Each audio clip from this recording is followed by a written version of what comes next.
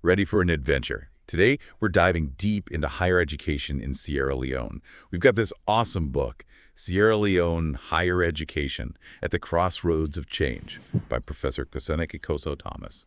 And to add even more depth, a notebook put together by Wilfred Wright, both focused on, well, you guessed it, higher education in Sierra Leone, our goal. To uncover the big moments, the struggles, and the vision that shaped how engineering got its start in this nation. The cool thing is, we're not just looking at schools and stuff, we're really seeing how a whole country built itself up. Imagine Sierra Leone right after independence, tons of hope, but not enough skilled people. Actually, in 1961, there were only 15 nationals with technical qualifications in the entire country. Wow, only 15. That's wild. It's like, having all the ingredients but no one to actually cook. Yeah. Really shows how much they needed engineers to make things happen, right? Totally. And that's where Fourah Bay College, FBC for short, comes in. It's on a hill overlooking Freetown, steeped in history, at first mostly focused on humanities. Students even wore gowns to lectures, can you imagine, in that tropical heat? Gowns in that heat. Talk about dedication. It's so interesting how a place focused on humanities turned into a hub for engineering. So how did engineering even begin at FBC? Okay, picture this. A converted Army Guard room. That's where the engineering department started, just one department and struggling. And they had to deal with skepticism from the already established faculties. Professor Koso-Thomas, who wrote our book, describes it as a constant uphill battle. Limited resources, old-fashioned attitudes, always having to prove themselves. And right when he arrived, a key colleague left. Sounds like starting from nothing, fighting every step of the way. Makes you appreciate how determined they were. You got it. So instead of jumping right into a full degree program, Professor Koso-Thomas decided to build a strong diploma program first. Smart move. Meet the immediate needs and get ready for bigger things later. Exactly. They got funding, convinced the doubters, even found basic textbooks. Those were big wins in those early days. So they focused on proving their worth, and things slowly started to change. They did. New equipment arrived, industrial training expanded, and the department got a reputation for actually solving problems. They even got their first commission from the college itself to design an incinerator, proving their value step by step. Those small wins must have felt amazing. It's like building a house brick by brick. Got to have that solid foundation first. And that foundation led to their degree programs. It was a tough journey, but ultimately a success. Careful planning, step-by-step implementation. They even had external examiners from top UK universities, all to make sure they were top-notch. And finally, in 1968, they graduated their first class of Sierra Leonean engineers. What a victory. Years of struggle, and they did it. They weren't just building a department, they were building a future for these students and for all of Sierra Leone. That's the heart of it. And with that success, they set their sights on something even bigger.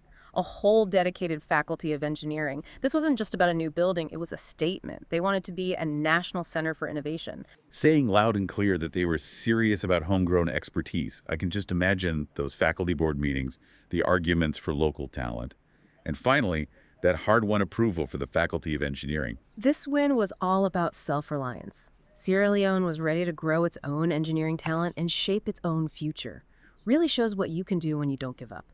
With persistence and a clear vision, those impossible obstacles, well, they become possible. It's amazing how much they did with so little. That drive to build something from scratch, to grow their own talent. That's powerful stuff. For sure. And it wasn't just engineering. The book talks about architecture at FBC too. Back in the 80s, the Sierra Leone Institution of Architects, SLIA, they saw a big problem. They needed to train architects right there in Sierra Leone. Aspiring architects had to go abroad for school, and a lot of them just stayed overseas. Yeah, that's tough. A real brain drain for developing countries. Exactly. So the SLIA decided to do something about it. They went to the university, and a committee was formed, led by the Dean of Engineering, no less. They wanted to figure out how to start a school of architecture right there at FBC. Sounds like they were taking charge, finding a solution from within. They even got support from the Nigerian Institute of Architects and the Commonwealth Association of Architects too, so things were looking up.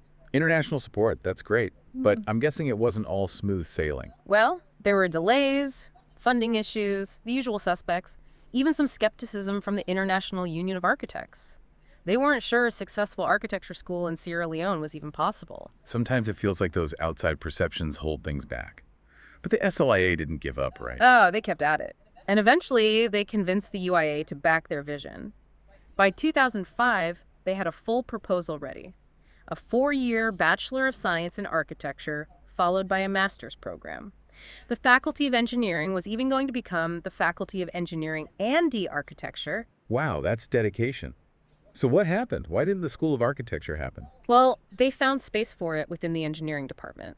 But then funding became a huge problem, and the whole thing stalled. It's that constant battle for resources that need to prove themselves over and over. You said it. And then, just when they were getting things going again in 2007, new committee, detailed business plan, promises of support, the global financial crisis hit. Talk about bad timing. Even the best plans can get derailed. It's true. But even with all that, the dream of an architecture school at FBC is still alive. They haven't given up yet. That's good to hear. Let's switch gears a bit. What about Professor Koso-Thomas's idea for a unified structure for engineering education? That's a fascinating part of the book. He thought technical training should start earlier, at the institute level. Create a pipeline of talent leading right up to the university. So instead of just university-level engineering, students could start sooner, get those practical skills at technical institutes first. Exactly. And the best ones could then go on to Fourah Bay College for more advanced stuff. Recognizing talent at all levels and helping students reach their full potential. A holistic approach, building those practical skills right from the start. Yeah. And it seems like it would address those industry demands that were such a problem for the architecture school. Absolutely. This unified structure was all about practical skills, meeting industry needs, and creating a steady stream of talent to help Sierra Leone grow. Even the Sierra Leone Institution of Engineers liked the idea. They wanted longer engineering programs, more practical training, and specialization. Sounds like everyone agreed on raising the bar for engineering education. But were there any problems putting this unified structure into practice? There were some. The book mentions resistance from some industries. They weren't so keen on offering practical training opportunities. And of course, there were logistical issues and funding limitations. It's like every good idea runs into some real-world roadblocks. You got it. Yeah. Shows just how complicated change can be, especially in a developing nation. But what's really impressive is that persistence, that creativity, that belief in their own people, that goes way beyond Sierra Leone. It's the spirit of any developing nation trying to shape its own destiny. Really makes you think, huh? But let's bring it back to our listener for a sec. Why should they care about engineering education in Sierra Leone? What's the big takeaway? This whole deep dive shows us something important. Building up a country isn't just about roads and buildings and money. It's about more. It's about aiming for excellence, about not giving up, about believing in yourself. It's about giving people the power to solve their own problems, and share what they learn with the world. We've seen how a country with almost no skilled professionals took on this huge challenge. And they built their own future from a tiny converted guardroom to a whole faculty of engineering. That's persistence, that's vision, that's believing in your own people. Professor Koso-Thomas's story shows us that even when you don't have a lot, you can still achieve amazing things with willpower, a clear vision, and investing in people. These lessons are super relevant today. The world's getting more and more complex. Makes you wonder what Professor Koso-Thomas would think about the challenges we face now in engineering education. I mean, both in Sierra Leone and everywhere else. His idea of a unified structure connecting technical institutes and universities, that's got to be valuable as we figure out how to handle the demands of the 21st century. It really is. And for our listeners, if you want to learn more about this amazing story, check out Professor Kosonike Koso-Thomas's book. It's called Sierra Leone Higher Education, At the Crossroads of Change.